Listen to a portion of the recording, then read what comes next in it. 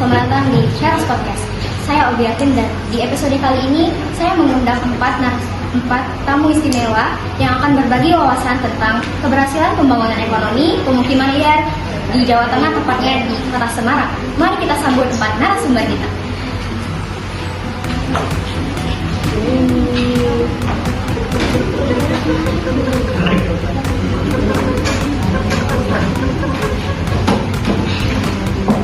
Baiklah, sebelum mulai ini permasalahan ini, saya akan memperkenalkan dulu nih empat tamu istimewa kita. Di sebelah saya ada Insinyur Ratna Dewi. Beliau adalah seorang praktisi senior di bidang pembangunan infrastruktur Kementerian PUPR. Selanjutnya ada Dr. Lisa Wulandari. Beliau adalah seorang ahli kebijakan publik dari Pusat Studi Pembangunan Perkotaan. Selanjutnya ada Dr. Adesa Bilomo MSc. Beliau adalah sosiolog dari Universitas Gadjah Mada. Dan yang terakhir ada Ibu Fatimah. Beliau sendiri adalah Ketua Komunitas Warga Nelayan Tambak Coro, Kecamatan Semarang Utara, di Kota Semarang. Langsung saja kita masuk ini permasalahannya. Kita mulai dari Ibu Ratna. Bisa Ibu jelaskan mengenai program-program utama yang sedang dijalankan di Tampak Loro? Jadi, untuk program yang sedang kami jalani itu ada pembangunan jalan, tanggul, serta memfasilitasi perikanan. Tujuan dari pembangunan ini untuk meningkatkan ekonomi warga serta untuk mencegah banjir. Baik, sekali ya. Jadi pembangunan tanggul dan fasilitas perikanan ini menjadi langkah konkret untuk menanggulangi banjir dan mendongkrak ekonomi warga. Selanjutnya kita ke Ibu Nisa. Baik Ibu,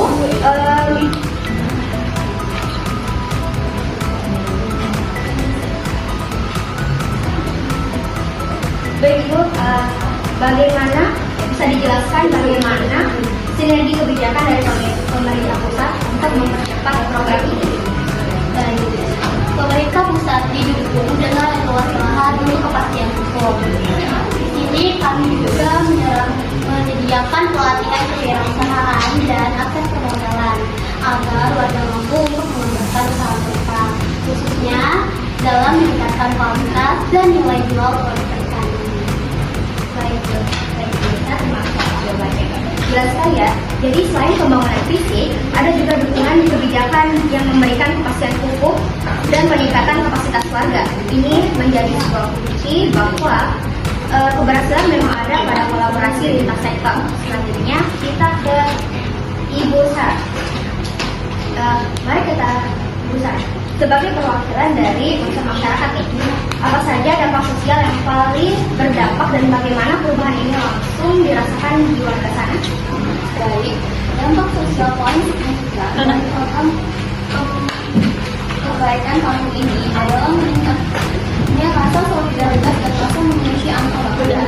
Program ini juga memicu semangat gotong royong dan kami melihat adanya perubahan besar di mana kampung yang dulu selalu tergenang dan disebut stigma negatif menjadi lebih layak, menciptakan kebanggaan dan membuat ikatan sosial tentang mengurangi konflik karena melakukan rasa menjadi bagian dari sebuah positif.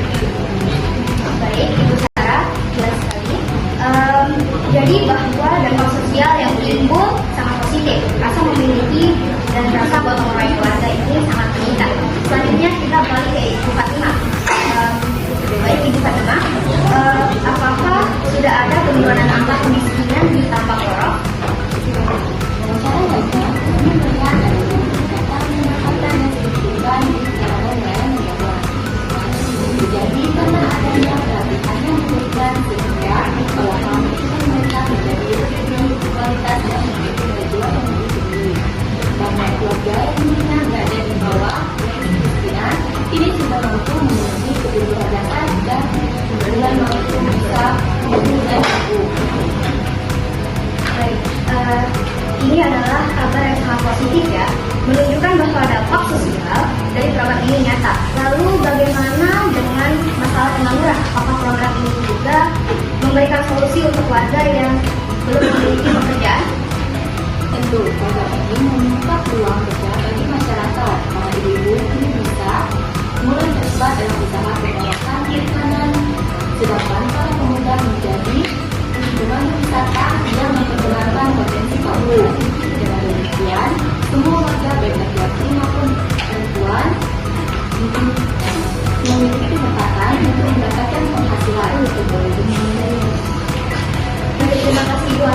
penjelasannya, ini menunjukkan bahwa program yang komprehensif.